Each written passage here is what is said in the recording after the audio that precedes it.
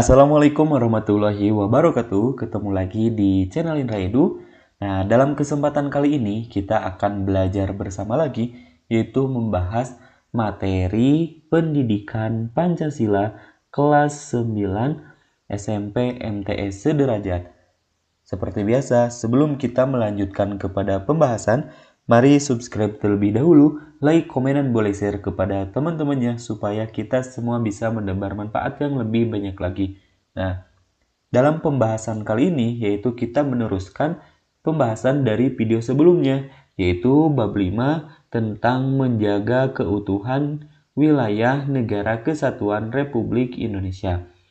Adapun sub pembahasannya itu adalah bagian C, tantangan dalam upaya mempertahankan wilayah negara kesatuan Republik Indonesia.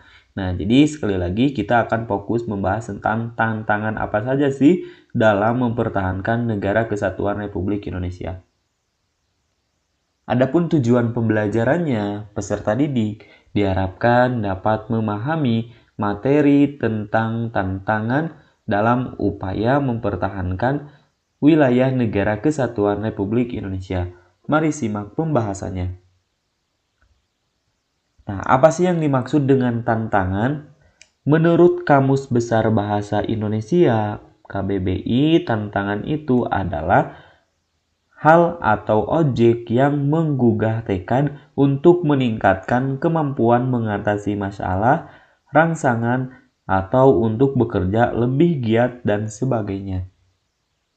Nah, tantangan dalam upaya mempertahankan wilayah negara kesatuan Republik Indonesia yang pertama adalah adanya wilayah Indonesia yang sangat luas. Indonesia merupakan negara wilayah yang luas berdasarkan data Badan Pusat Statistik tahun 2021, luas wilayah Indonesia adalah sekitar 1.916.906,77 km persegi. Di satu sisi, luas wilayah Indonesia menyimpan banyak potensi. Di sisi lain pun, wilayah Indonesia menyimpan sejumlah tantangan terkait upaya menjaga dan mempertahankan wilayah yang sangat luas.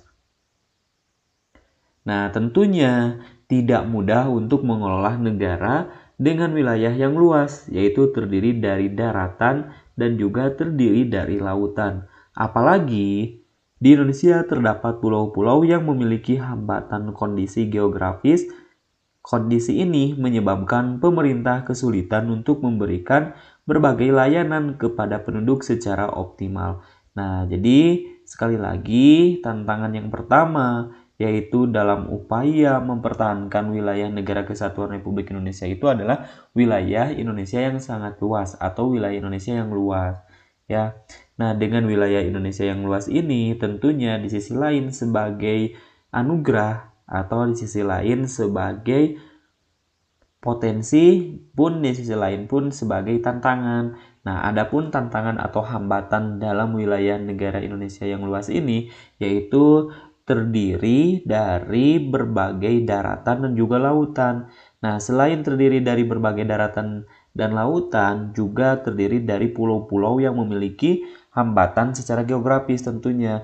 Nah, hal ini menyebabkan pemerintah kesulitan untuk berbagi layanan kepada penduduk secara optimal. Seperti itu ya. Nah, yang kedua yaitu akses antar daerah kurang setara. Kesenjangan atau perbedaan akses dapat dirasakan oleh penduduk di daerah perkotaan dan juga di daerah pedesaan. Penduduk di perkotaan tentunya relatif memiliki akses memadai terkait fasilitas publik seperti fasilitas kesehatan, pendidikan, transportasi publik, dan fasilitas lainnya. Sementara itu, penduduk pedesaan memiliki keterbatasan untuk memanfaatkan fasilitas publik tersebut. Kondisi tersebut tentunya berpengaruh pada percepatan pembangunan yang berbeda-beda di setiap daerah. Daerah-daerah yang memiliki akses baik akan lebih mudah melaksanakan pembangunan di berbagai bidang. Nah, pemerintah tentunya berusaha memberikan akses yang adil atau seimbang dan setara bagi semua wilayah Indonesia. dengan membangun berbagai infrastruktur seperti sekolah, rumah sakit, jalan raya, dan kereta api, bendara bendungan, pelabuhan, jembatan, dan lain sebagainya secara bertahap.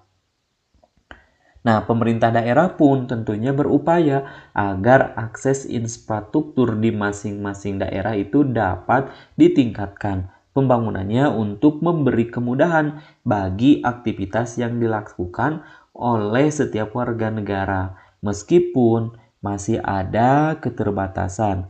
Nah, upaya meningkatkan pembangunan infrastruktur di wilayah Indonesia tentunya menjadi salah satu fokus dari pemerintahan. Nah, yang ketiga yaitu persebaran penduduk yang belum merata. Menurut data sensus penduduk tahun 2020, sebaran penduduk Indonesia masih terkonsentrasi di Pulau Jawa.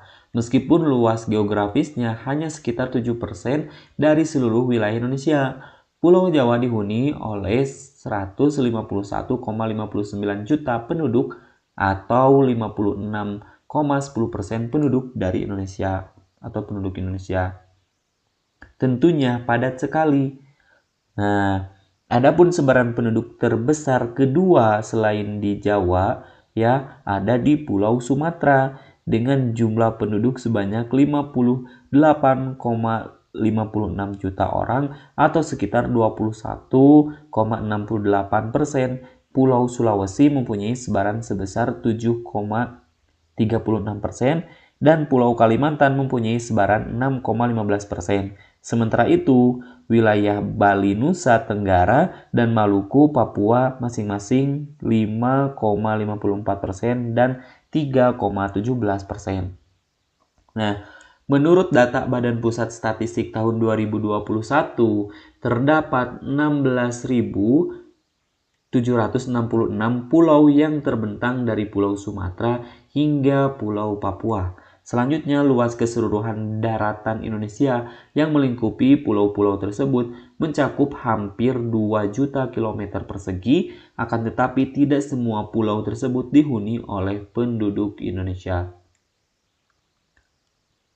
Nah, oleh karena itu, kepadatan penduduk di setiap pulau tentunya bervariasi atau berbeda-beda. Persebaran penduduk masih didominasi di wilayah-wilayah perkotaan. Fasilitas publik yang dapat dinikmati oleh penduduk masih belum terdistribusi merata di seluruh wilayah Indonesia.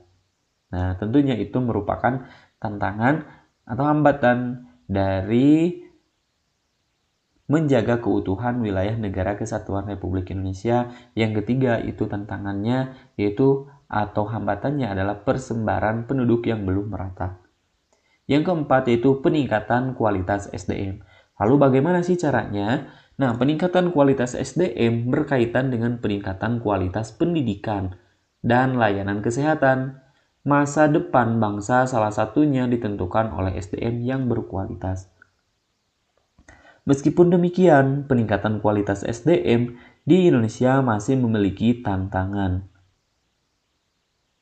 Layanan pendidikan perlu lebih memperhatikan tantangan zaman dan keberagaman kondisi geografis, sosial, budaya, serta demografis.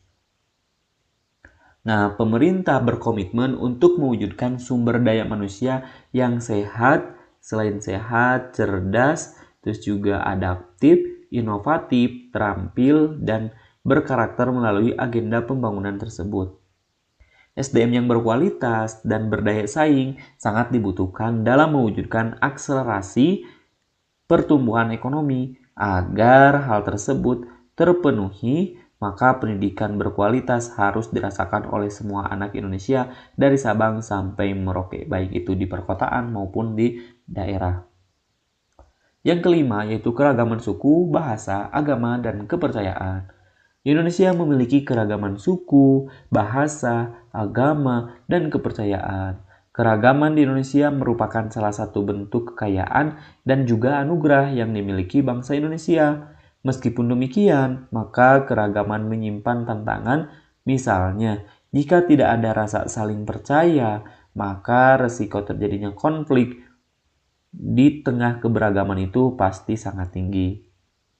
Nah, perbedaan adalah anugerah. Untuk menyikapi perbedaan, maka sikap toleransi, cinta kasih, saling menghargai, dan gotong royong harus lebih diutamakan dibandingkan sikap saling curiga. Nah, oleh karena itu, perlu adanya kegiatan yang memungkinkan setiap penduduk saling mengenal, kemudian bekerja sama. Sebagai contoh, kalian mengenal dengan baik temanmu di kelas sehingga kalian dapat saling memahami dan juga dapat saling menghargai, tidak saling egois ya atau ingin menang sendiri. Yang keenam yaitu isu pertahanan dan keamanan.